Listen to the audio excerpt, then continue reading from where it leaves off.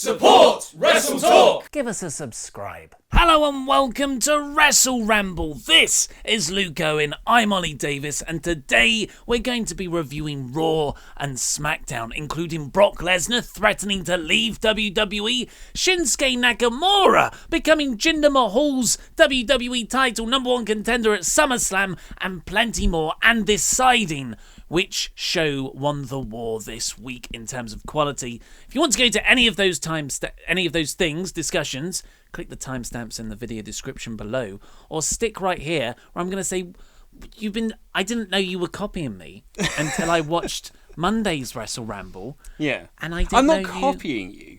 It's like previously I used to just sort of do an impression or Weird something. stuff, Or weird yeah. stuff, yeah. Like- But then like people started to get really annoyed about it in the YouTube comments, so I started to I thought I'd like just try and wind it back a little bit. And then sometimes when I can't think of anything, I just move my hands and just copy your hand movements. You are the Damien Sandow Mizdow act to my Miz. Well, there was a YouTube comment yesterday that called me the Mojo Rawley of WrestleTalk. And, man. and I said, oh, come on now, that's just low. You're just full of beans. That's just low. And someone did say, nah, you're more the Mizdow of you go. WrestleTalk. And that's fine, because Mizdow was the better half He was of super the over. act. Yeah. And we are on iTunes before we go any further. So if you enjoy this show, but you don't always want to listen to it on YouTube, or you just hate the way we look, you can enjoy it as an audio-only medium on the podcast. Just search WrestleRamble on iTunes and it should come up. Or and whatever most other, your... sorry, you were about to say yeah, podcast. most other Yeah. providers, apart from Google Play, because we're still trying to submit it to that, and Spotify, we're not on those. So get it another way. Yeah. And before we get going at all, I've got to re-induct someone into the WrestleTalk Hall of Fame, because I didn't... They want a new name. And they told me about this before I put them in. We should also say this. We shouldn't really have this as an open season for people to want to change their names. No. This is like a special one-off. Yes, because they did tell me about it. If you want your name changed, tell me about it. I'll do it on the next round, but I missed this one off the last round. So, Phil ain't no stopping Ford now. I'm taking you out of the Hall of Fame, and I'm re-inducting you as Britain's next top model, Phil Stopford. Well done, Phil. Well done, Phil. So should we crack right on with Raw? I suppose we better add, really.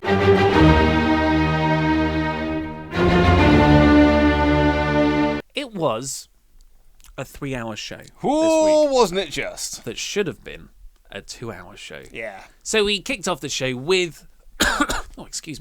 We kicked off the show with Kurt coming out and doing his usual, here's what happened last week, here's what happened this week. I watched the start of Simon Miller's Ups and Downs review from What Culture for the Raw show, and he made the very good point of, if I watched any other TV show on television, Game of Thrones, Breaking Bad, I don't want to think, am I watching last week's episode within the last 5 minutes? Like, oops, maybe I've put the wrong one on here. Because it was pretty much identical to last week. There was actually a moment a few weeks ago when I went to watch SmackDown of a morning, and I clicked on the little video icon, and I started watching the show, and then Shane McMahon came out and he did an introduction, and I thought, this is very similar to how they opened the show last week, before then realising I was watching last week's show. And I was like, oh, okay, yeah, I need to actually find this week's show. That November to January run of 2016 to 2017 of Raw, and it was just Kevin Owens and Chris Jericho come out. Yay. Roman Reigns comes out. Seth Rollins comes out. Various combination match between the 4 men. These are your 4 That guys. was every week, it felt like. So Kurt came out and he did all this, but then the segment took a turn for the better when Brock Lesnar made an unannounced return to WWE. So, I mean, he showed up. I'm going to give you a little bit of an insight, a little peek behind the curtains of how I tend to watch Raw. Please do. So I have the ability, not the ability because this makes it sound like I'm special, but I have wireless headphones. And my lady partner hates wrestling, and I'm up at 5 a.m. to watch it. So what I don't want is the sound of wrestling annoying her while she's trying to sleep. Sure. Or trying to lie in. So I put my headphones on, I start Raw, and then I go and potter about making a cup of tea. I go and make a cup of tea. Oh, so you're listening to it while like the laptop's over there, Yeah. and you're like, it's in the living room, and I walk into the kitchen and I start. I don't put sugar in my tea. I haven't done since 2005. But I make my tea and I set up my little bowl of cereal, and I was there, first about to pour in the water into my cup, when all of a sudden Brock, his music hit, and I went, huh? Oh, Heyman's here. And then I think Michael Cole was like, Brock's here. I literally put down it, and I walked out of the kitchen to watch the Brock segment before going back to finish making my cup of tea. Well, put that on the poster. Luke stopped making a cup of tea to watch Brock Lesnar's entrance. I had two things I wanted to get done during the opening of Raw. I wanted to have a cup of tea and have some cereal, and put the washing out that I'd done the night before. And I had to wait until that segment was over before I could do either of those things. Can I add another one to that? I bet you did that. You put I thought, this is so good, Lesnar's return. I bet there's going to be some pyro. Oh. I'm going to put the kettle down. I'm going to go in there and watch it. Oh, man, no. I should have just made the cup of tea. No pyro, I'm afraid. No. So Brock came back. It was a nice surprise. It's for all the people who do say Brock's a part-time, because there's rumours of him leaving back to UFC recently. Pretty strong rumours, it seems. And a lot of people have been like, good riddance. You've been a terrible champion on Raw. However, you can't deny that when his music hits, you're like, oh, something big's going to go down. Yeah. And that level of star quality and not being on the shows all the time, the exact thing people have take issue with him about, is the exact thing that makes him feel so special. I was thinking about this last week. I kind of wish that Nakamura was SmackDown's Brock Lesnar. Yes. Where he only does a limited amount of days and just comes out for the big shows or for pay-per-views or something like that, and kind of just make him a featured attraction. Yeah. Because you put him on every show every week, it starts to water down and dilute him. So just making him the special attraction would be a much better use of Nak than what they're currently doing. Yeah, no Dolph Ziggler feud. Maybe he had one match with Kevin Owens. He wouldn't have been in the tag matches. Imagine if his match with John Cena. So he'd been on SmackDown since April after WrestleMania, and he's only had like 4 matches, and he's won all of them. That is concentrated Nakamura there. That's what I like the sound of. We'll get on to that later though. That's how enjoyable SmackDown was this week. We'll probably talk a lot about that in the Raw review. But the thing is, Paul Heyman cut what I thought was a very good promo. As always. And sometimes the content isn't there. It's like, I like what you're saying. I like how you're saying it, but you're just saying Goldberg isn't around, is he? I'm trying to build a program with one guy isn't there at all, and the other guy's only there a bit. Yeah.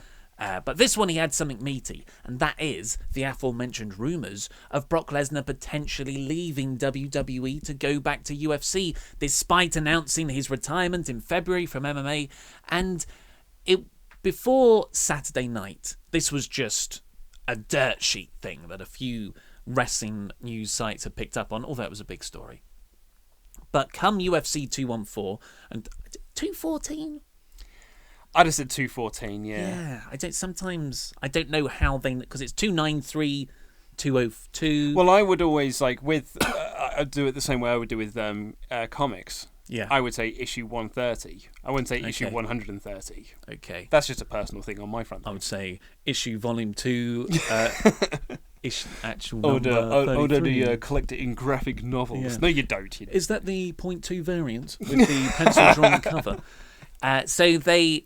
Oh, I forget where... Yeah, so UFC 214, and John Jones mic dropped after he beat Daniel Cormier and said, if you want to see what it feels like to have a guy who weighs 40 pounds less than you kick your ass, come down to the Octagon, Brock Lesnar. Mic drop. Damage that microphone, I bet. It's quite a lot of money. And he walks off. So now that's a mainstream thing. Everyone's talking about it. UFC need a big fight. So they kind of had to address it in some way. And although they didn't out and out say UFC, it was a very nice way to tie in reality and fiction, which is what some of the best angles are based upon. Yeah, absolutely. Yeah. And they're really selling the match around this now. All the adverts in SmackDown Live for the Fatal 4-Way were really built around not just the fact that, can you imagine what's going to happen when these 4 monsters are in the ring at the same time? It was like, Brock is going to leave if he loses the Universal Championship. So there was, you know how they repeat certain phrases? Mm-hmm. Michael Cole pointed out that Brock Lesnar doesn't even have to be pinned to lose his title. Championship advantage. So many times. They did that on SmackDown Live as well when they were talking about the Kevin Owens losing the title last week. JBL was going like, Kevin Owens wasn't even pinned when he lost his title, Tom Phillips. It was quite frustrating the amount they brought that up. But it does, like... So this could just all be a work based around the mainstream story now. And Brock is staying, maybe retains, or maybe drops the title, but he's still around till Mania.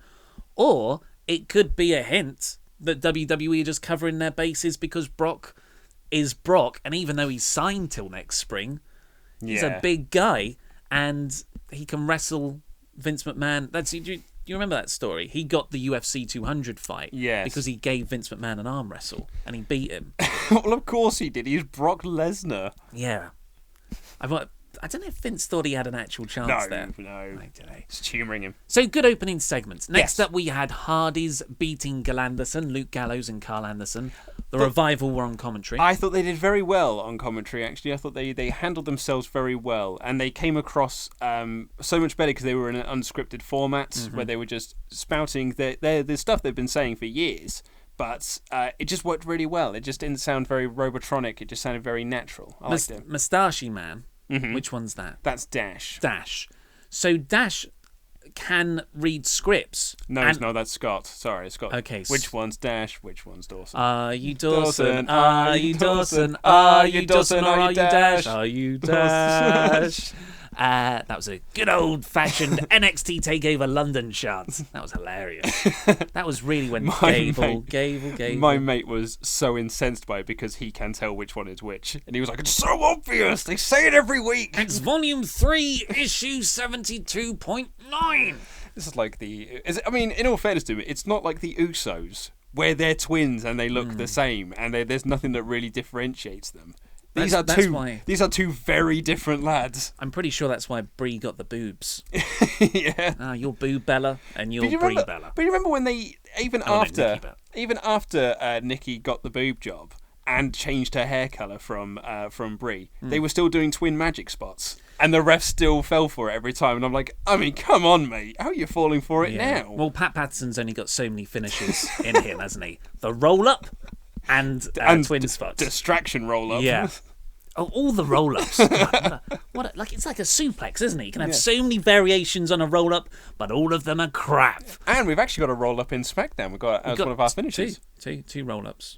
On Raw? Oh, no, in SmackDown. Oh, in SmackDown. But there are probably... There was a count-out. There was a count-out loss. That's one of the other ones. What a corker. God, it was still only at Hardys and Anderson. It was a long show, folks. And we're going to be here a while by the sounds of it. Yeah, so... Oh, yeah, what I was trying to say was mustachioed Revival chap. He can cut a scripted promo and make it sound like it's natural. Samoa Joe can do the same thing. Kevin Owens, Chris Jericho, Paul Heyman probably. But other people it doesn't work so well No, with. absolutely not, no. So this was a fine match. Like it was over pretty quick. But then they all scuffled afterwards, and Jeff Hardy did a poetry in motion off the entrance ramp onto the Revival. Mm-hmm. Pretty cool spot. It was a wicked little brawl to end the match. But this ties us into the next sort of sequence of backstage segments and matches, and this is the tag division we're talking about here. A pretty strong-looking tag division right now. You say strong? There's 4 teams. I mean, that's enough to make a division, though. No, it's not at all. That's not strong enough to make an entire division. We've got 5 teams. 5 really good teams. 6 though. if you count Heath and Rhino.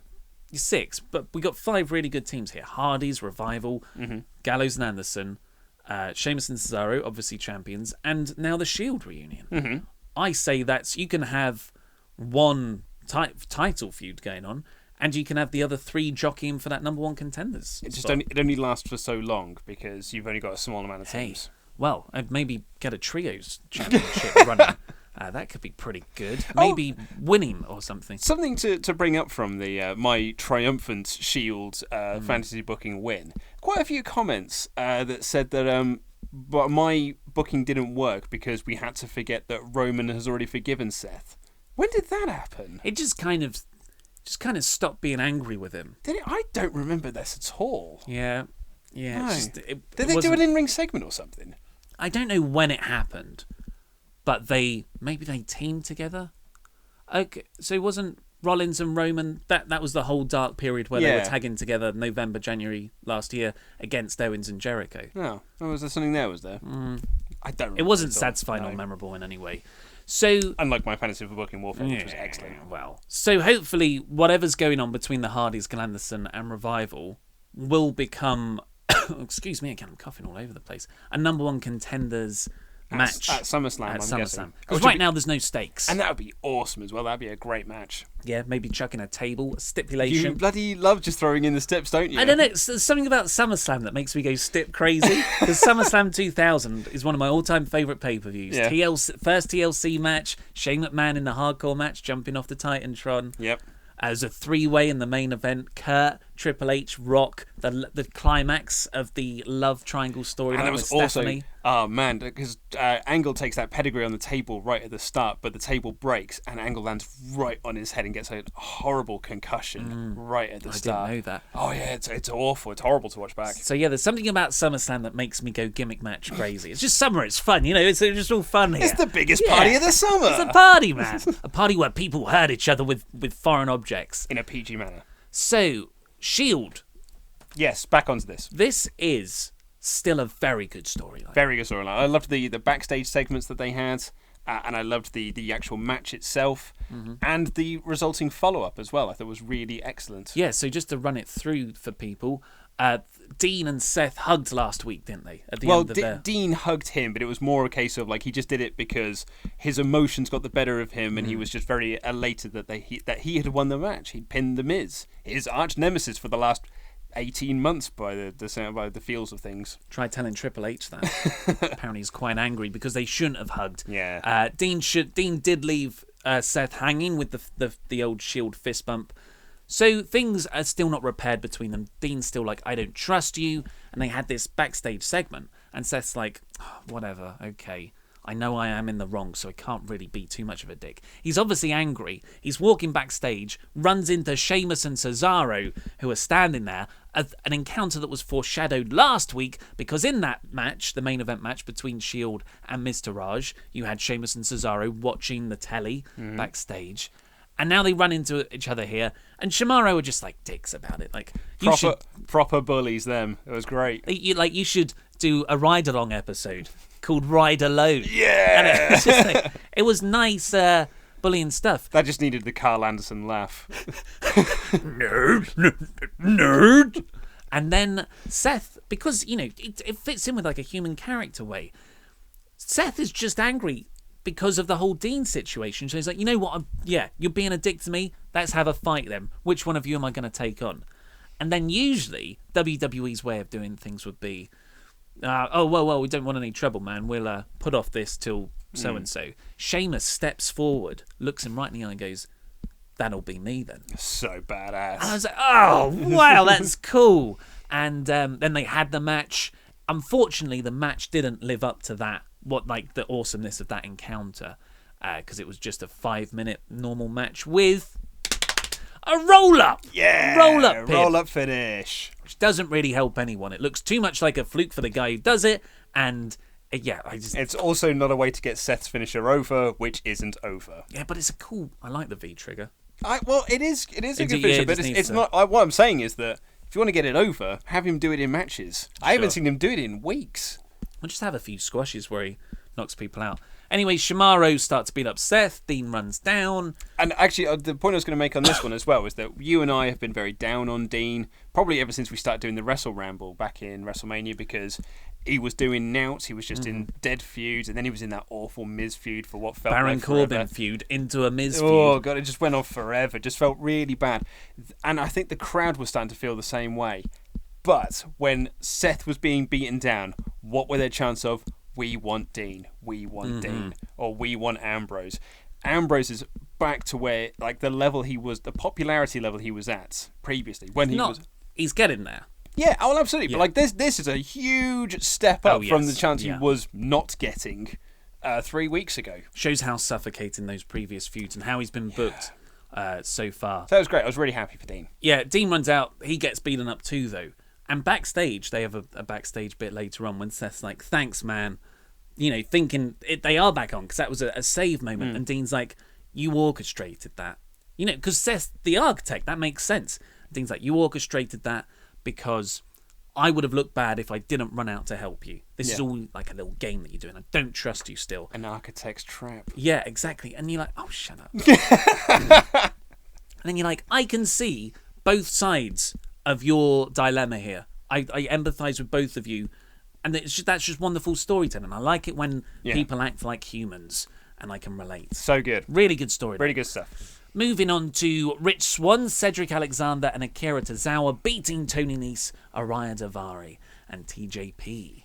I feel that with the cruiserweight, obviously, last week, hashtag use the cruiserweights better. Do cruiserweights Just do it better, Just man. do it better, man. It's not that easy. It's not that hard, I would say. I feel that with the cruiserweight, the current standing is that once you've been champion, your next step then is to just go right down to the bottom of the division and never really be featured ever again. Or released. Or released, yeah.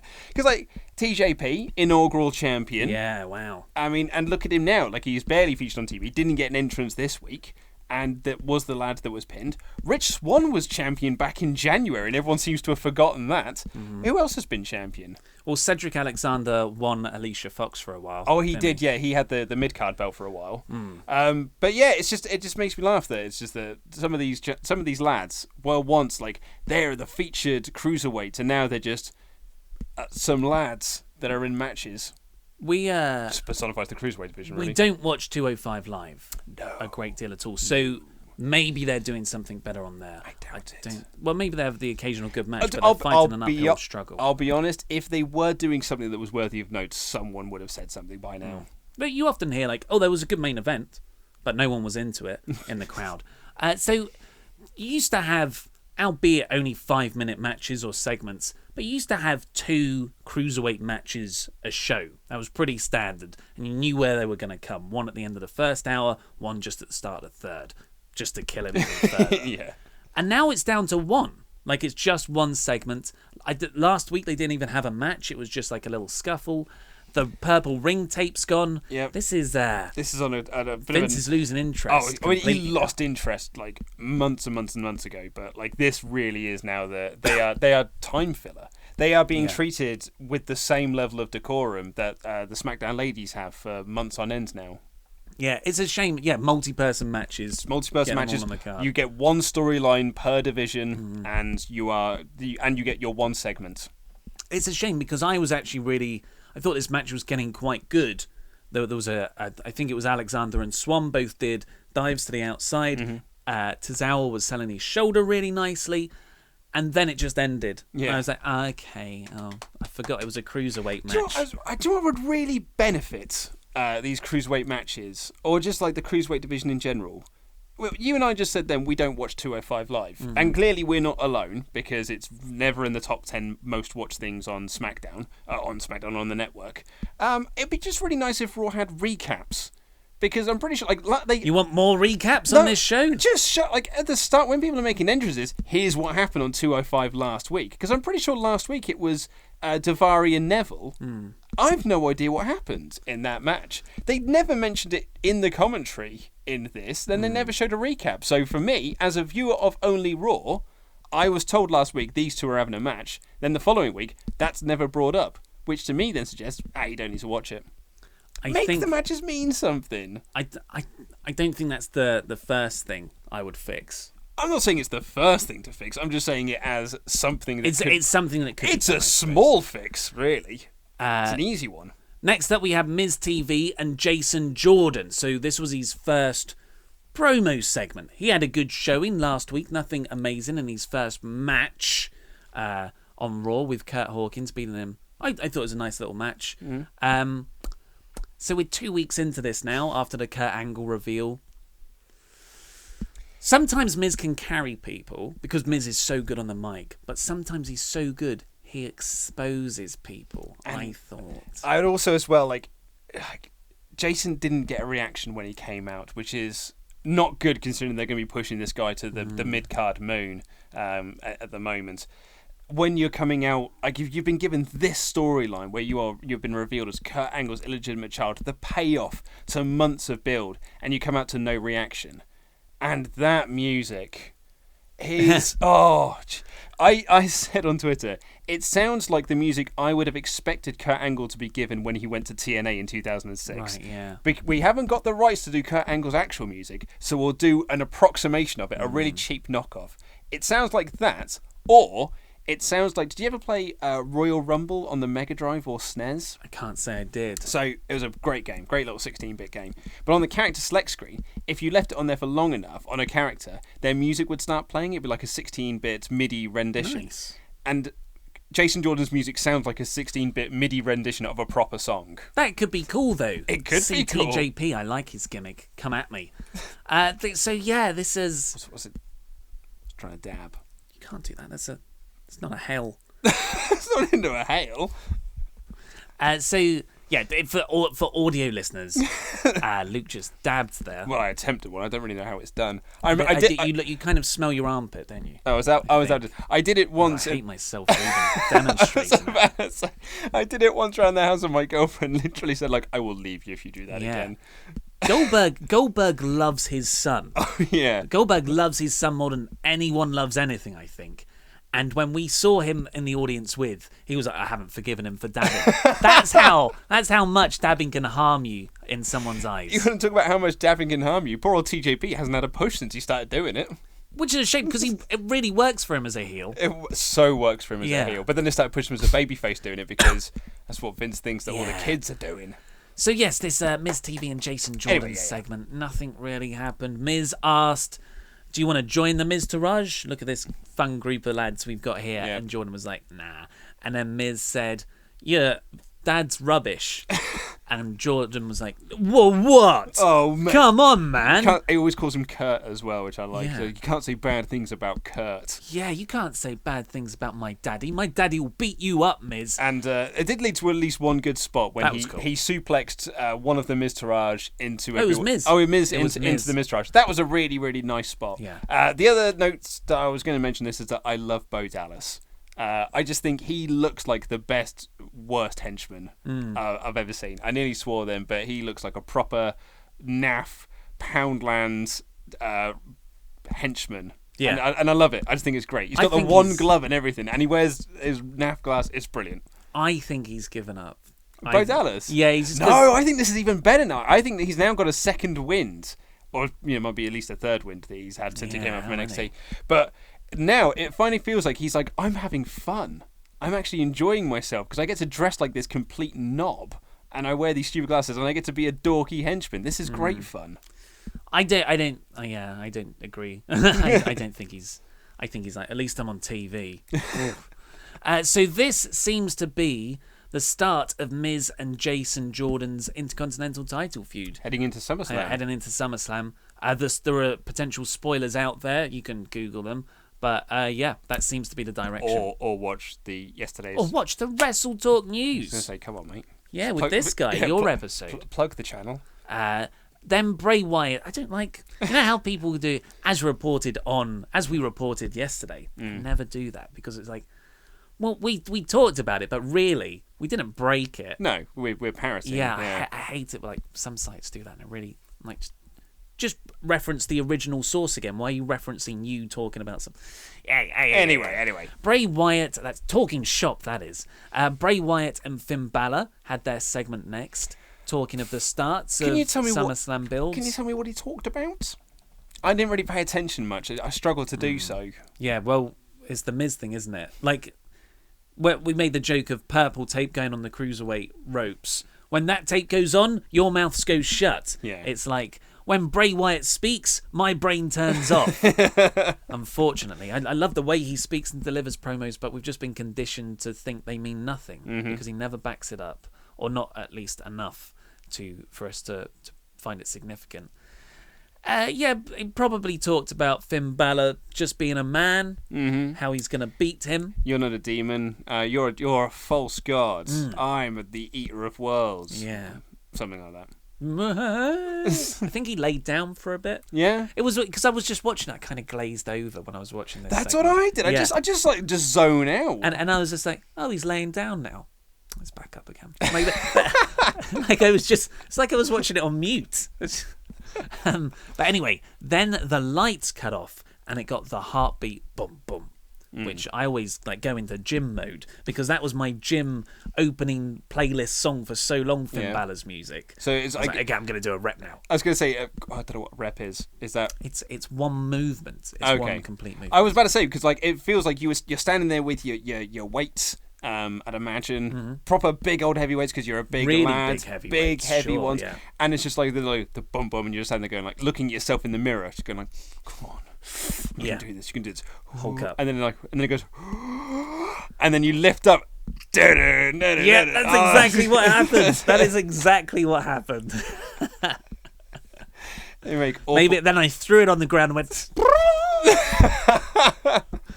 Shut my arms in the air. So the lights come back on, and Balor's just standing there with his arms out, Scott Hall style, but with his back to Bray Wyatt. Bray Wyatt's like, walks over to tap him on the shoulder.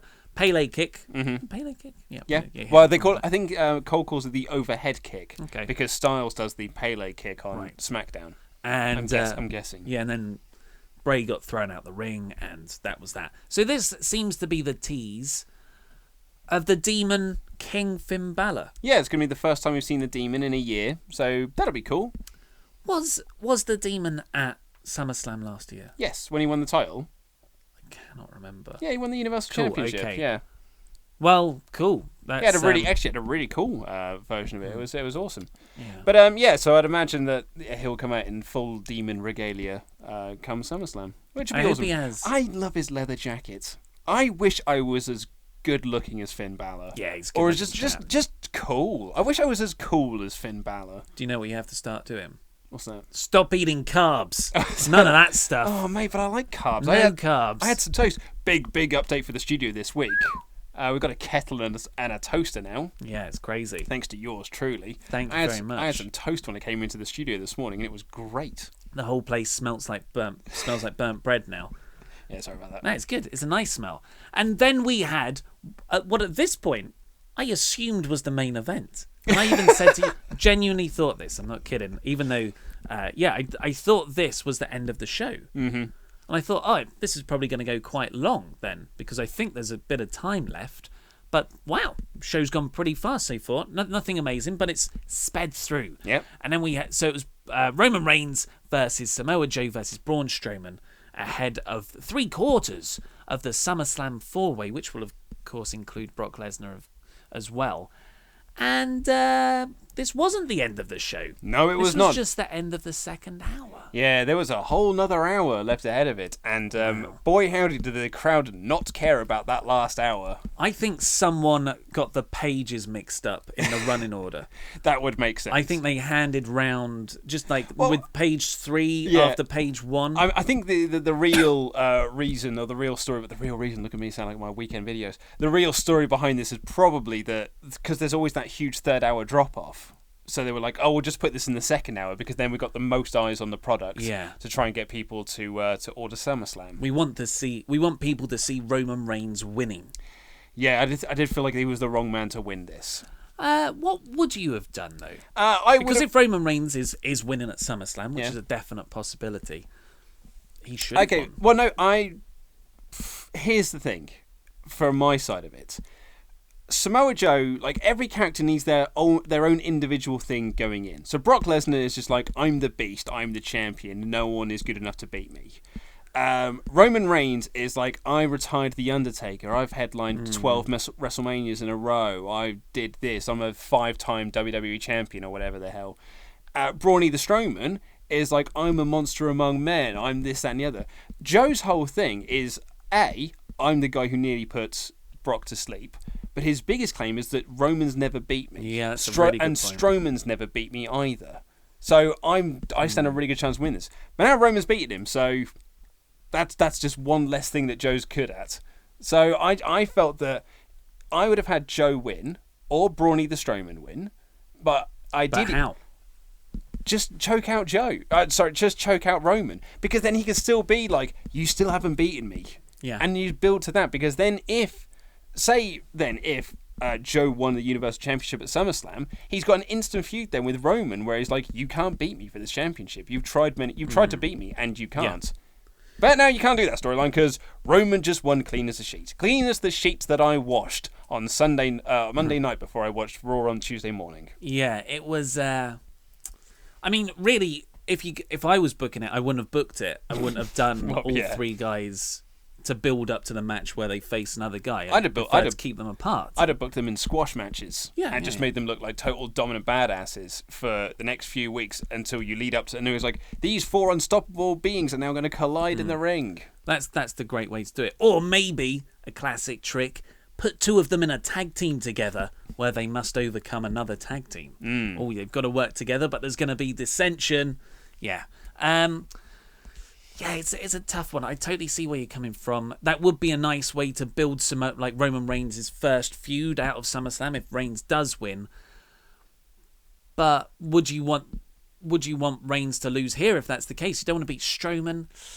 They've put themselves into a corner. Oh, of course, that's the problem. But it's the same with like when they did the Punk Ryback Hell in a Cell match. Yeah. When Ryback was like amazingly at his hottest. When actually people thought like he's a legitimate main eventer. Like, genuinely, very, very good. It was and he was incredibly really over. And everyone was like, he's a future WWE champion. And they booked him in that match with CM Punk. CM Punk was never going to lose the championship because his whole thing was so he could lose it to The Rock.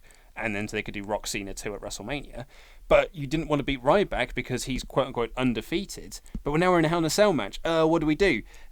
The ref kicks Ryback in the nuts and then CM Punk pins him. Not just any ref. It was Brad Maddox. That's right. It was the introduction of Brad Maddox. I forgot about that. Yeah. And then Ryback was never the same after that. It completely killed all his momentum. But they booked themselves into a corner. It was the match they had to do, or at least they felt they had to do. But they didn't want to book any finish of it. Yeah, I feel like we've, by saying Brad Maddox's name, feel like that's a dirty word now because the comments are going to have... Yeah. I mean, they have the sex tape leak comments anyway, regardless of the video. YouTube comments. So there's going to be a few of those. Yeah. So I think this was a fine... Okay, well, we'll move on. This was a fine three-way match. Nothing amazing, but it was kind of cool from a spectacle... They're all very big. Yeah, I really enjoyed it. I like big guys hitting each other. I had good fun. Yeah. But yes, Samoa Joe is definitely the best out of the three of them. As a performer, as a talker, he's the most over as well, probably. Yeah. And he's the guy that took the fall. So, yes. You know when, we'll come on to this with SmackDown, I suppose, but you know when, AJ Styles comes out and he gets that monster pop and that huge ovation, do you ever not think that it's like... I wish their top babyface would get these reactions. Yeah. All the time. Yeah, wouldn't that be great? Wouldn't it be great if the guy that they're pushing as their top babyface on Raw and SmackDown was getting this pop? I watched this morning just a little clip of CM Punk coming out when he was at his hottest. But he still had his old entrance music. Yeah. So it wasn't Cult of Personality. It was the previous one. Yeah, the previous one. And it was originally written for someone else. Okay. It was going to be used for someone else. Fun fact. And he comes out, and the crowd are going nuts anyway. And then he gets onto the top turnbuckle as he would, and he was just screaming stuff. Yeah. And the crowd unbelievable, unreal. But it was a different kind of heat. It was this really low, strong guttural roar from the crowd. Yeah. And I was like, that's what happens when all people of a certain, all the guys over the age of 14 scream for the same person. Yeah. And it was just, I thought that's what wrestling should be, really. That's what your babyface should be, yeah. You go back and watch any 1999 or 2000 episode of Raw. Yeah, well, it's very similar. When the glass shatters, the pop that emanates from the crowd. A great one, if you've got the network, watch the January 4th edition of Monday Night Raw from 1999.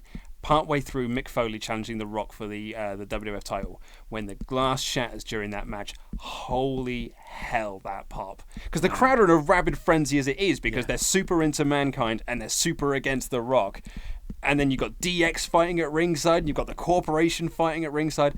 And then the glass shatters, Jesus, what a moment. That's what you're looking for. Not Not them then going like, Cena's the most popularizing star we've ever had. He gets booed and cheered. Isn't he great? Or Roman Reigns. It's so cool that everyone boos him and cheers him. Yeah. I mean, it's fine to have those people, but it'd be nice to have a they're genuinely top babyface you like as well. You're right, it is great to have those people, just not as the top star. It'd be nice to have someone that you don't have to have an asterisk next to. Yeah, I mean, Roman Reigns is a great wrestler, but, it's just the way he's portrayed. Like, I freaking love this guy. I want to see this guy beat everyone. Yeah. What are you going to do? do? So now we have just another hour of Raw. We could get through this pretty quickly because not Elias Sampson, just after I learned what his surname was, they removed it. Yeah. No P in that last name. There's no so he's now just Elias. Yeah. So he started off as the Drifter Elias Sampson.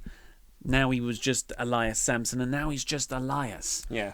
He was in his hometown. I thought he got a nice bit of hometown heat, though. I thought it was a good crowd, actually. Great crowd, yeah. At Raw. But then he beat Callisto. Mate, when Callisto's music hit, A, didn't know whose it was. And then B, I just laughed at the zero reaction that he got. Considering that Elias was drawing really good heat because he's a hometown boy, and then he turned on the crowd with a song that genuinely did make me laugh because he just put words in there. It's just like, this town's garbage. Yeah. And I was like, this is great because they're not words that really fit with the song. You just want to trash your hometown. And then you're like, oh, whoever's going to interrupt this is going to get a great pop. No, it was Kalisto, and it just came out to complete silence. Yeah, so that's... Remember when he got drafted and we all thought, he'll go into the Cruiserweight division, it'll be great. Yeah, well, you thought that very optimistically. Bayley then beat Nia Jax via count-out. Yeah. What a babyface win. There was an even deader crowd for this. Yeah. Although, full credit to Bayley, although there might actually be a reason behind this, when she sold her shoulder, I was like, oh, wow, she's actually injured. I mean... But then she might actually be injured, is the problem. Oh, really? Well, WWE.com have put out a story saying Bayley's injured her shoulder, Dr. Chris Amann is taking her in for extra tests, and it's like, is this a storyline? Is it a storyline or is this, or because, an angle? none of the dirt sheets are reporting that she's injured. That I don't trust stuff that WWE If WWE.com are saying it, then it's probably an angle. But they broke that Seth Rollins was injured. Yes, I know, but he genuinely was injured. But when Seth Rollins was injured, the dirt sheets were also reporting that he was injured as well. Yeah. When one site, and that one site is WWE.com, are saying she's injured, and the dirt sheets are going like, yeah, she's not.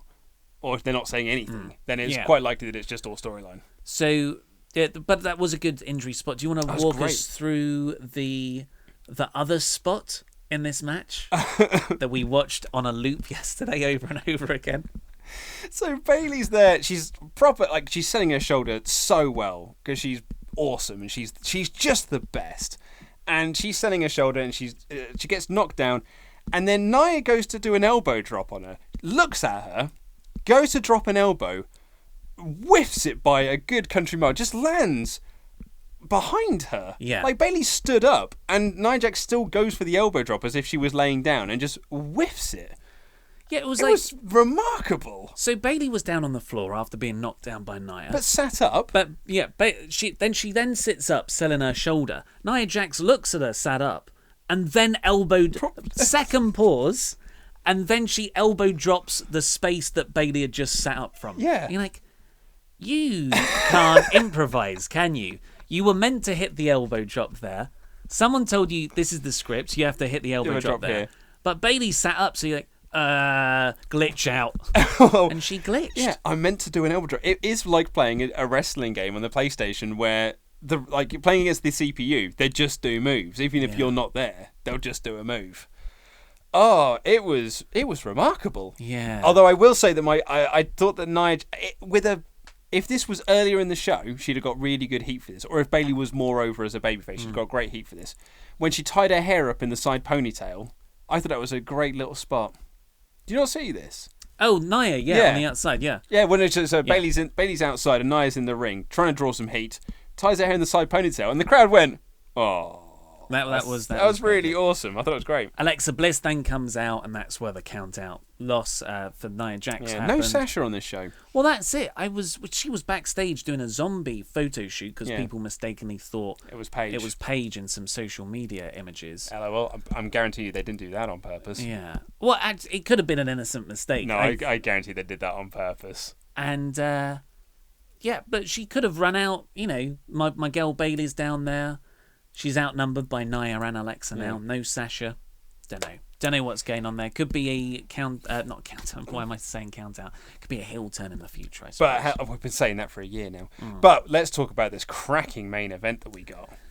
Wow, yes. So we had Big Cass taking on Big Show. Big. Big people taking on big people. Enzo came out and cut the same promo he has for ages. A babyface who lets other people do the fighting for him, which is characteristically a heel trait. Not going to get him over at all. And then Big Show versus Cass happened. Cass was winning, and then Enzo jumped on him, meaning Cass won via DQ because Enzo got involved. And then Big Show gave the knockout punch to Cass at the end, and everyone ended up on the floor. This was awful. Really, really bad. This was an awful way to end the show. The crowd were not into any of it. It was a dreadful finish. An awful follow-up. This was awful. This was bad. At least Cass has new music. And we've seen it several times already. We've seen this Enzo and Cass thing. We've seen it with Big Show involved. I don't know why they didn't just kill the feud at Great Balls of Fire. Yeah. That was like the definitive end of that feud. And then just pushed Enzo into a feud. I'd have kept Enzo off TV. Just had him selling the injuries. Make Cass seem even more of a monster that he's put this lad on the shelf for a month now, or over a month. But this was nothing. Well, you know what they're doing, don't you? This is the build to Big Show versus Big Cass at SummerSlam. I was going to say, that seems to be the direction they're still going. And how do you build to that? By having Big Cass versus Big Show matches every week. By having the match. SmackDown, however, opened with a lot more fun than Raw closed. Certainly. With when was the last time this happened? An actual match starting a WWE program, a big time match. Yep. Not with people coming out in ring promo. Okay, so you've got this grievance, you've got that grievance, and you want a title shot. It's a 3-way tonight, people. Yeah. Book the shows before they start. What are you doing in the 6-7 days between each show? I don't know. Getting network shows cancelled. Or driving helicopters, in Shane McMahon's case.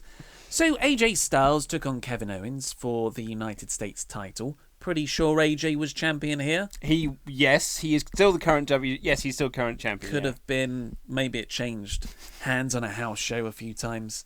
And it was like a good match. Mm-hmm. Fine match. But sometimes it's the finishing sequence that brings a good match to, that was I really enjoyed that match. Yeah. This was a case of, a match, an above average match just, that was brought down to a below average match because of the finish. I quite like the finish. It's, maybe it would have worked if the whole build up didn't have this finish before, but it's just the latest screwy finish in a feud of screwy finishes. Yeah. And I'm sick and tired of seeing them. Why? So actually, the finish. What the finish was? The finish was so AJ rolled up Kevin Owens, as you do, because that's your finish. But Owens had his shoulder up the entire time. He punched the ref. We whiffed that as well. He missed him by a country mile. Did he? Yeah, I didn't see that. It wasn't quite the level of Bully Ray Bobby Roode, but he whiffed him by quite some margin, and the refs then sold it quite poorly. And then. Yeah, so Styles then rolled him up, and Kevin Owens had his shoulder up the entire time. But the ref, because his eyes hurt, still counted the pinfall because he was out of position because he had been knocked down. I kind of liked it if it was leading into my predicted Kevin Owens versus Shane McMahon match at SummerSlam. But now that it's leading into AJ versus Owens again, but this time with Shane as the special guest referee, I'm less enthused. I'd have rather. Kevin v. Shane as a big featured match at SummerSlam, and AJ defending against someone like, maybe against John Cena, maybe doing the rematch from last year. Could have done that. Yeah. Yeah, I'd have preferred that. Yeah, so I mean, I'm just a bit sick of roll-up finishes and screwy finishes. I think WWE's got a real finish problem at the moment. Yeah. I don't know what to say. I didn't enjoy this. I didn't enjoy it. I didn't enjoy it, everyone. I liked it to a degree. And yeah, we've got the special guest referee match for SummerSlam. So I guess maybe they will do the Shane McMahon match, but a Survivor Series Could be, usually builds up to one of the big four. Yeah. Next up, we had the Usos, who just cut a good promo. I don't know what to say beyond that. They are doing rapping stuff now. It's great. They've got new music as well. Oh, have they? Yeah, their music's different. Have you not noticed new music, people? I noticed everyone else. I noticed the we didn't talk about it in the Raw bit, but burn it down. Oh yeah, Seth getting new music. Well, getting in addition to his music, yeah, which is interesting as well because a friend of mine, who wrote Bob Holly's book, he said the biggest issue with Seth Rollins' music is that he gets a big pop whenever his music hits. It initially just gets a hooray because people recognise it, but as soon as those drums go, the pop has ended and the crowd are silent. And he goes, and it just makes him seem like such a complete loser because there's like this hey, silence. And then he comes out and I was like, oh, and there he is. Yeah. But this is the moment of silence. But at least now with Burn It Down, that covers that. I quite like the silence. That's like my pre headbang tilt back moment. I think it's good as well. But it would be good if he was getting a sustained pop. If there was crowd noise to to go in there. Awesome pyro. Sorry, sore subject. Next up, we had the excellent Fashion Peaks. This was segment. Great, yeah. I was glad to see it back. After a week of it gone, I was glad to see it back. God, I miss it when it's gone. I'm just like, where was Fashion Files this week? Well, it's the one storyline that we're still like, I don't know who's attacked them. Yeah. And it's, again, so after saying it's going to be concluded several times, it's now to be continued again after this one. But Tyler knows. Well, he thinks he knows. Now, he said pretty definitively, I know... Yeah. I know who kidnapped Dango. Yeah, but we've had similar things like that in the past where. Well, surely it'll be concluded this weekend. Surely we got a hint this week because. Oh, yeah? Well, so for those of you who didn't see it, Tyler Breeze is on his own because Dango has been captured, and they're doing this skit of Twin Peaks when the character falls asleep and he has the dream. In which the lead character, Laura Palmer, speaks backwards, and you had a midget walking around. You can use that word, it's a wrestling show. Yeah, walking around with a fire, I think it is. Like, it's been a few years since I've seen... that's from Fire Walk With Me, isn't it? Either way, it's from Twin Peaks. And anywho, in this skit, Dango was there doing like this creepy movement, talking backwards, and you had the Ascension either side of him. One of them was carrying a red rose, and the other one, Connor... Or was it Vic? No, it's Connor. One of them.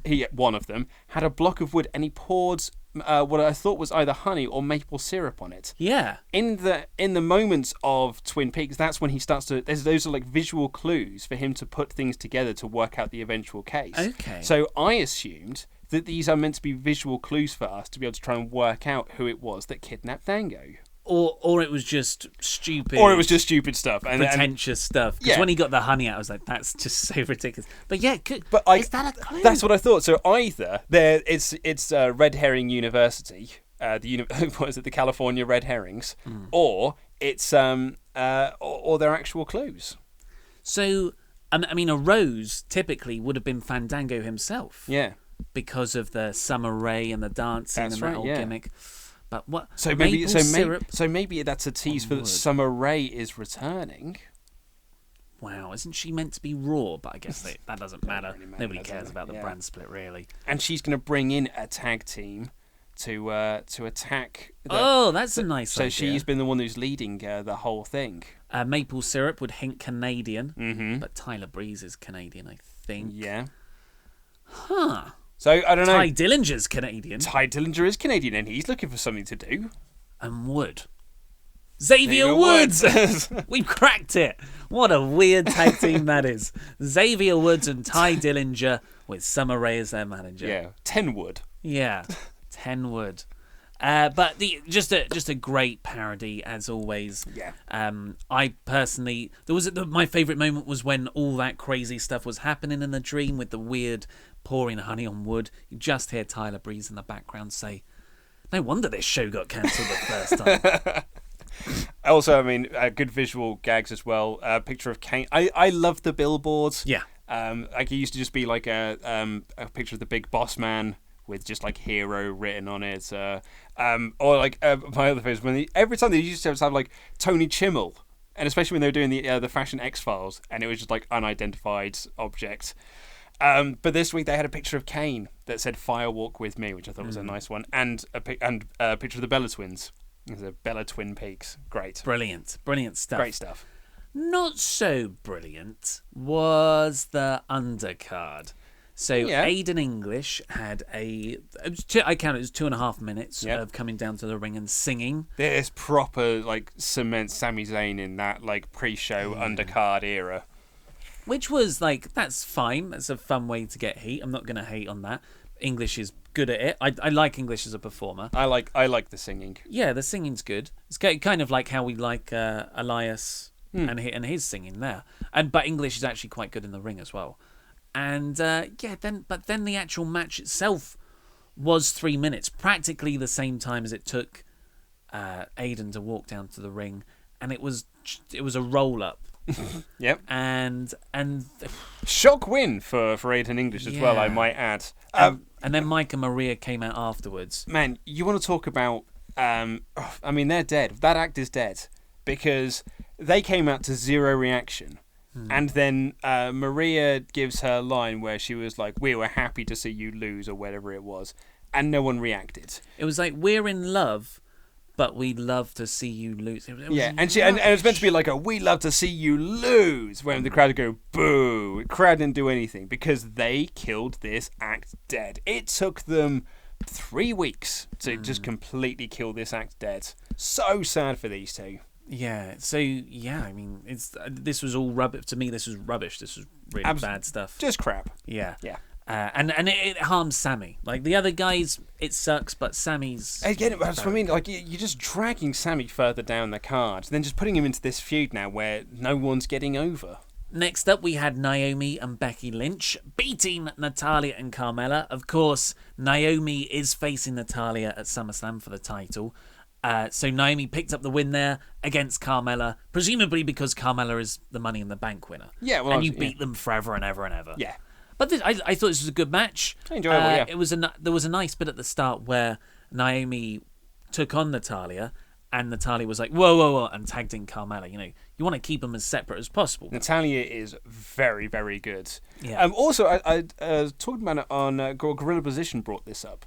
I think, if my memory of this is correct, SummerSlam, Natalya's performance on SummerSlam will mean she is the most consistent female performer in the history of WWE. She has appeared on the most pay-per-views. Wow, in the history? In the history of WWE, and I think that's why she's probably getting this championship stuff. There's a headline. I think she's beating Trish Stratus's records. Okay. I'm doing this off memory of a show I listened to last week, so I may be wrong on that. Well, yeah, as we found out in the past, it's great to make those sorts of unresearched claims in a YouTube video, especially where on the there's YouTube comments. Yeah, absolutely. I mean, because I love nothing more than having 250 people point out the same mistake. It's just great. And as soon as here's the thing, guys. If you notice that someone else has made that comment, you don't need to make that comment again. The way comments work, though, sometimes they're not. You have to go down quite far to find them.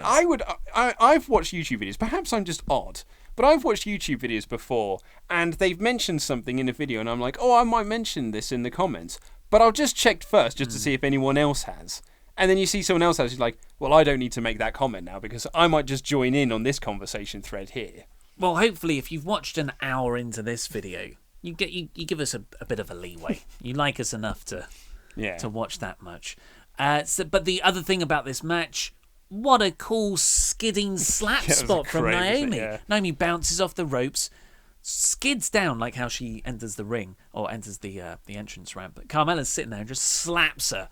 I thought that was awesome. Can I something else to add to this about the ladies division on the SmackDown side of things? Certainly on the SmackDown side of things, because I can't attest this for Raw. My lady partner came in halfway through SmackDown this morning, and she sat down next to me while I was watching it.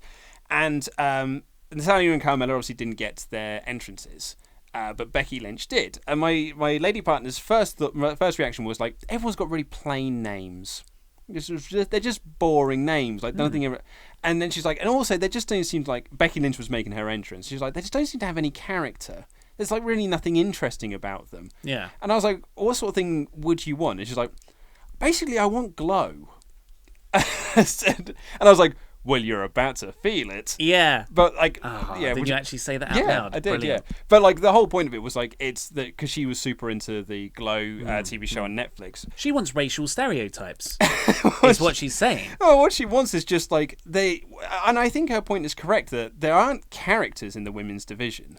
There are just ladies. Yeah. But she did say when Naomi made her entry, she was like, "That is cool." Like that, I as a non-fan, I can look at that and be like, that would make me want to watch a little bit more. I think they do have characters. They're just they're all hampered by the way WWE presents them. Everyone's kind of flattened out into this robotic delivery. What is Carmella's character? She is a chav, essentially. She's a Staten Island person, a New York lady who likes street stuff. Yeah, she's the princess of Staten Island. Yeah, exactly. Yeah. There you go. Cool. What's Becky Lynch's character? She's straight fire. She's brave. She likes steampunk novels. She maybe writes a bit of fan fiction while drinking tea. And she also she's a lass kicker. She will take anyone on. She's very passionate. She's fiery, potentially too fiery. And that's sometimes why she loses matches. Oh, is that why she keeps losing? That's when Mauro was on commentary. That's the story he told. That was a good, okay. I mean, that's a good story. That's a good character weakness to have. Yeah. Natalia, I can tell you, she's Bret Hart, but a lady version. Yeah, there you go. There you go. Next up, we had what might actually be my favourite thing of the week in WWE, and that's saying something considering the main event and that Fashion Files skit, and that is, and of course Nia Jax missing an elbow. And it's Rusev beating Chad Gable. Oh, it was great. This match ruled. This match was so good. As soon as they announced it, like Rusev was coming down to the ring, like walking backstage, as wide as he is tall, and I was like, God damn, he's awesome. And it was like, it's Rusev taking on Chad Gable next. Oh, my ears perked up. I was like, oh, hello. Yeah. This is going to be... I'm never going to make this cup of tea. This is going to be... Oh, no, I made it when the Usos came out. That's good. I was like, this is going to be awesome. And lo and bloody behold, it really was. Oh, this was so good. I loved this. There's something about Gable. I don't know what it is, like this intangible factor that makes someone engaging to watch. But he has it. It's so good. The way he wrestles, the way he talks, just seeing him when he walks down to the ring, he's trying to frown, but he's got quite a goofy face which kind of smiles at the same time. It's just very endearing, and I believe in him. Yeah. I believe he can beat people up. He's got the Olympic pedigree. The crowd, he's super over with the crowd. And you're like, this is a guy who's had 2 matches, and he's lost 2 big featured matches on SmackDown recently, and he's lost both of them. He lost to AJ Styles, he lost to Kevin Owens, and now he lost to Rusev as well. But the important thing is, you can get over in defeat. Sometimes WWE go too far with that, and Bayley and Sami Zayn, and do it wrong. But this, I would like to think Ryan Ward, because he did this very well in NXT. He's gotten hold of Gable's storylines and said, like, look, please, just let me have this one guy. And he's having these very solid, fighting, competitive, losing efforts. And he gets over even more every time. And you compare that with what's happening with Jordan over on Raw. He's got a goofy backstory now. He's had 1 squash match. So, like, Kurt Hawkins isn't an actual competitive match. He squashed a guy. And then all of a sudden, he's there in an in-ring promo. That's classic. Okay, you're our guy, now you're in this mould, and we're going to make you do all these bits, regardless of how well you can do them. And the crowd aren't into him. Whereas Chad Gable, he's super over with the crowd, despite these losing efforts. I thought he's so damn good in the ring. Like his so Eddie Guerrero used to do the 3 Amigos, where you don't release the suplex. Chris Benoit used to do it with the German suplex, where you won't release it. Yeah. Chad Gable's now doing it with belly to bellies, and I nearly swore again then, but hot damn, it's so good. Yeah. Like he's awesome. Really great. The belly to bellies, the moonsault was gorgeous. The ankle lock. If I shaved off his head, it was Kurt Angle. Yeah. You know? So basically they didn't give that to Jason Jordan, but yet Chad Gable's doing it instead. So real good. Gable loses, but I'm fine with that. Yeah. Like this is just doing so much for his character. When he wins a match, the crowd are gonna go crazy. And so here's the thing. I loved this. And then Rusev cut a promo. And I loved Rusev cutting a promo.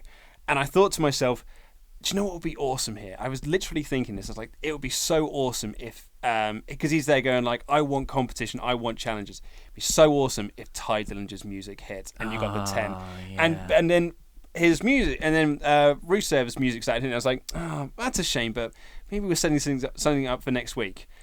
And then Randy Orton's music hit, and I literally went, oh. Forgot about that guy. Forgot about Randy Orton. Damn it. Of course it was Randy. So of course Rusev's going to lose on the next pay-per-view. Yeah, in retrospect, you're like, oh, of course, I should have seen this coming. Oh, why Randy? It's weird how we can quite easily forget about the guy who's been in the main event scene challenging for the title for the last 5-6 months on SmackDown. Oh, and I've just completely lost interest now. He won the Royal Rumble this year. I'm sure Randy's... I mean, he probably isn't a nice guy, but I'm sure he's a nice guy. Yeah. And I will concede, people are into him. I find it baffling, but people are into Randall. I just have no interest in seeing him face Rusev. And he cut a boring promo. He was boring, and it deflated all the wind from my sails that I had coming off that high from Chad Gable v Rusev. Yeah. And then the idea I had of perhaps putting a new star in there and trying to create a new star. But no, it's just Randall's just going to come out. They're going to have boring promos week in, week out, and then they're going to have a boring match at SummerSlam. Yes. And which Orton will probably win. There's no scoop on that, but he's lost the last 4 pay-per-views. Orton is for sure winning. He's not losing 4 pay-per-views on the bounce. So, but at least we had a very good end to SmackDown, which was Shinsuke Nakamura versus John Cena. Now, I was very down on this last week because my criticism was, you're giving this match away with a 1-week build. Fine to put it on TV. Don't mind about giving it away for free necessarily. I would, yeah. We can but just build it up over months or a lot longer than a week. Weeks. So, funny enough, actually, so I got a tweet from a WrestleRamble viewer this morning. Sorry if I've forgotten who it was that tweeted me, because I tweeted out that I thought this was a great showing from both guys, and I thought this was a really enjoyable match. It only went like 10-12 minutes, but it was a very enjoyable 10-12 minutes. And he tweeted me saying, like, I've been a fan for 30 years. Maybe it's just me, but I didn't feel anything in the match. And I said, and I replied saying, like, it only got 10-12 minutes. I think that if this was on pay-per-view, it would have been much better. A pay-per-view with build would have been much better. And he tweeted back to me just before we came in to record this, saying, like, yeah, like, I just felt no emotion in the match because, like, there was no reason for me to care either way. And that is down to the fact that it was a 1-week build. And a 1-week build where they didn't interact with each other. It was just Daniel Bryan, one of the two. Somebody. Yeah, it was Bryan, wasn't it? Yeah, it was Bryan. Said, like, this is the match that's going to happen next week. And then that was it. And that from there, that was the one bit of build we had, was this match is happening. There's been no promos from either man.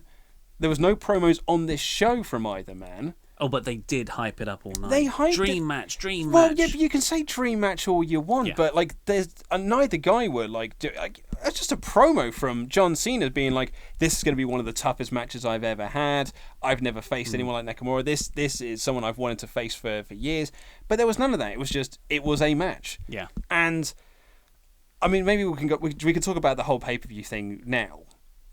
So I haven't seen Bring It to the Table yet, but we were informed by another one of our regular WrestleRamble viewers, Patreon backers, and YouTube commenters, a nice lad named Daniel, who was going to buy my book, but it's not available in Germany, so that's a shame.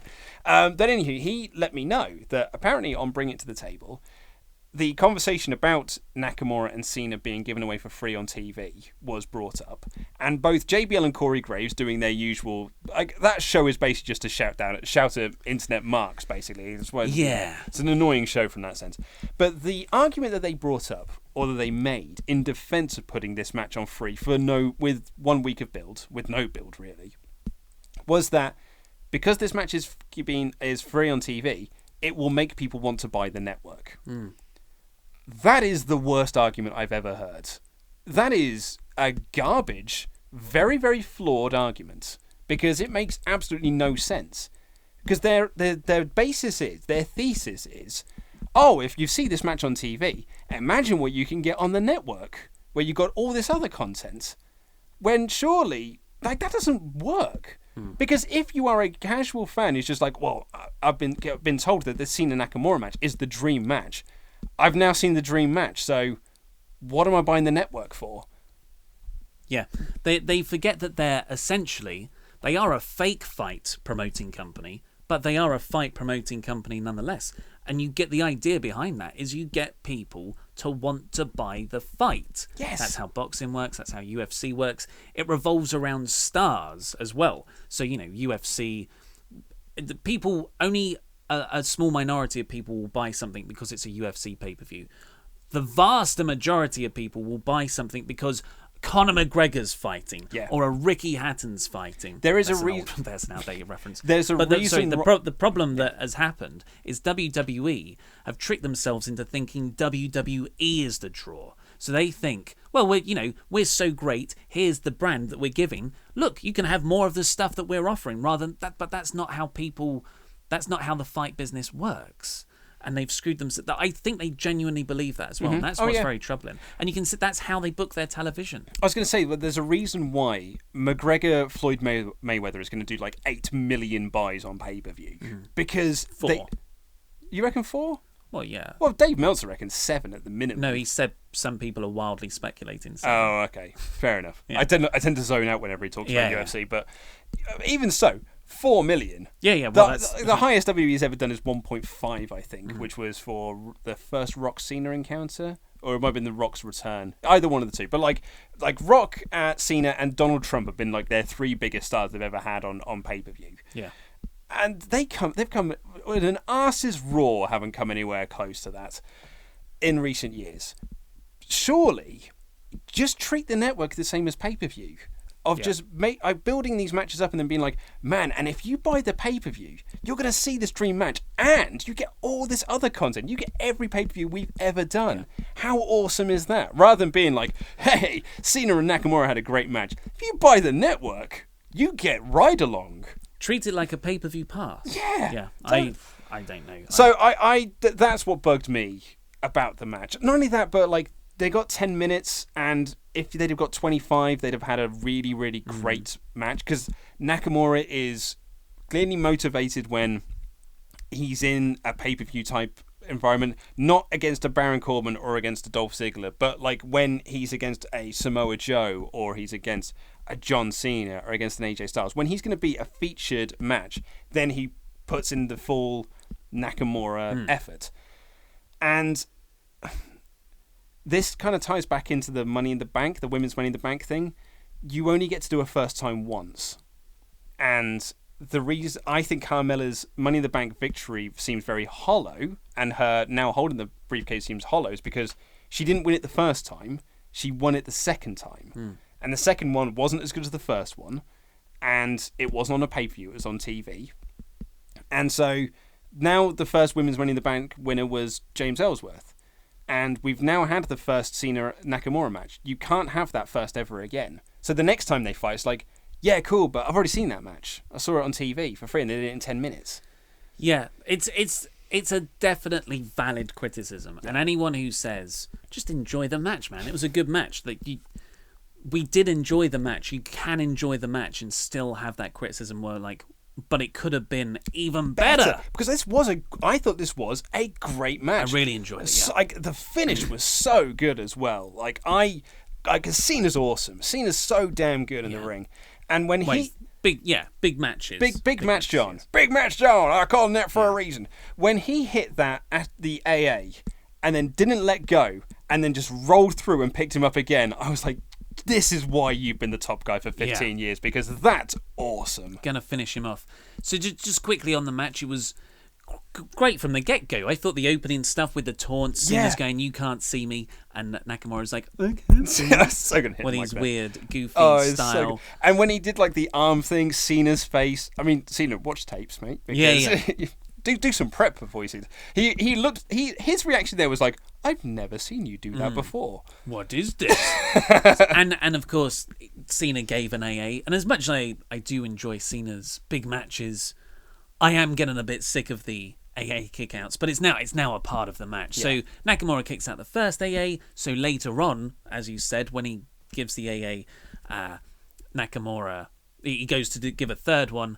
Nakamura reverses that into a very dangerous exploder suplex. Oh yeah, with John landing on his head, and then hit the Kinshasa for the win. I think that John was probably a bit heavier than Nak was expecting. Potentially, yeah. But based on the way that he delivered the suplex, because Nakamura apologized. You could see it when Nakamura was won. You can see him walking up to John Cena and saying, "I'm sorry," and Cena literally says, "It's okay, I'm fine." Yeah. And then I loved Cena like raising his hand and then doing the belt motion of saying like he's the champion, he's the next champion. Yeah. Cena's so good at putting other people over, in like when he loses, being like, "Yeah, I lost and I was beaten by a much better man, so cheer this guy."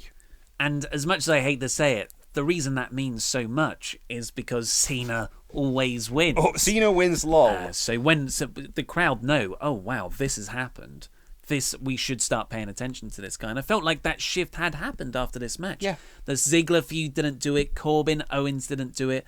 This is where Nakamura should be. And hopefully everyone sees him at that level now. Now, as much as I did enjoy the match, and I really did, and I loved the finishing sequence as well, I'm going to pitch something different. This is how I would have done it. And considering what I just said about the AA kick out, people are going to kill me on this. You hypocrite, but bear with me, just see how this would have gone. So he hits the second AA. This is right near the end of the match, and Nakamura immediately gets up like a proper Japanese strong style no sell. But there is a way, like you don't sting no sell it. Well, that didn't hurt me at all. Or Undertaker sit up, I'm invincible. You sell it where, no, this is just me running on adrenaline now. I've a kick out at one, maybe even do a kick out at one. Second AA, pin, kick out at one. Or maybe even, I'm getting crazy now. Maybe do the spot, do the AA. Cena grabs hold of him, does the second AA. Yeah. Cena goes for the pin. Surely it's over, kicks out at one. Cena jumps back. Nakamura stands up. Shut up, Rock! And Nakamura stands up. He's obviously out on his feet. Like maybe goes down to one knee, but immediately gets himself back up. He's pretty much unconscious. He's like, come on. Cena goes for him. Exploder suplex. Kinshasa. Just falls on him after the Kinshasa. And then you get the pin. And then you're like, holy hell. Yeah. I mean, because this was a hot finish, but if there's ever no sells like that, get over. And it's the best thing in wrestling for me when they're done right and they're protected. If you did that here, Nakamura would look like even more of a star. And you know what would even help that even further? Because when you were saying that, in my head, all I could hear was JBL. Because when JBL wants to put someone over, he can put someone over. And because he's the big trumpet player for big match, John, he's never lost a big match, he always wins a big match. If him screaming about how Nakamura kicked out at one, that would put Nakamura over to like an even greater level. Man, that was great. That was good. I enjoyed that. Well, but I also go and watch the G1 and you get to see that 3 times a day. Anyway, I enjoyed this match. I thought this was a great main event. Baron attacked Shinsuke Nakamura after. Oh, did he? I stopped watching. Oh, so this was on the WWE Network. Oh, was it? Post match. Oh, I was going to say. I thought the show ended. It did on tally, but there was a post match bit. Okay. Corbin attacked Nakamura, and then John ran down for the save, put Corbin through a table because he's got the Money in the Bank briefcase, and then Cena celebrated with Nax again. So maybe there's a John Corbin feud in there too.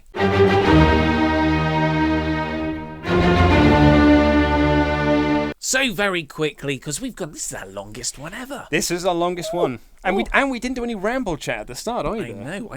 I had Ramble chat prepared, but I was like, you know what? People probably don't want to hear about the dream I had where I beat Naito. No, sorry, I put him over. You did put him over, yeah. Because you always put people over in your dreams. I always lose in my dreams, and they're like, good match, man. Oh, but at the end. I agree as well, because do you know what other kind of YouTube comment I love? When they go, they don't start talking about wrestling until 7 minutes in. Oh, here's a timestamp for you guys. Yeah. Like, yeah, it's one of those in the comments. We even promote them. Yeah, but sometimes they don't work, though. Sometimes they don't work on mobile. Yeah, but people like say it. I noticed they don't work on mobile, but people say it as if like we haven't offered the option. Yeah. So, which was better for you, Luke? SmackDown was the better show for me this week. I really enjoyed the opener, despite its lame ducks finish. I really liked the main event.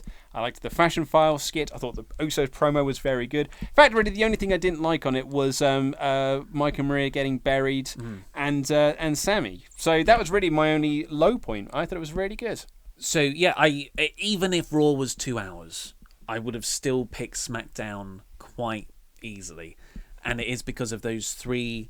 I always think as long as you've got three really good bits in a show, in a 2 hour show, that is, it does make it a lot more enjoyable. It brings it above average, and you had that excellent Fashion Files skit, Chad Gable's performance, Chad Gable and Nakamura winning clean Yeah. against John Cena to become the #1 contender To against Jinder Jinder Mahal Mahal at SummerSlam. Who would have thought My it? favourite thing from last week was that image of like John Cena versus Shinsuke Nakamura. The winner will face Jinder Mahal at SummerSlam. And someone tweeted that image was like, imagine a time traveller from 2013 coming forward and you having to explain this match. Not even that. You could have said from January this year that happening.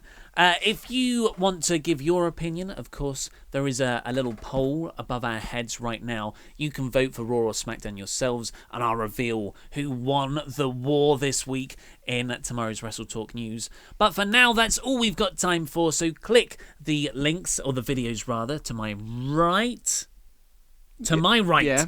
On the left of the video, though, to catch up with the latest WrestleRamble or WrestleTalk news. Support WrestleTalk on Patreon and subscribe to WrestleTalk. This has been Luke Owen, I've been Ollie Davis, and that was Rambling.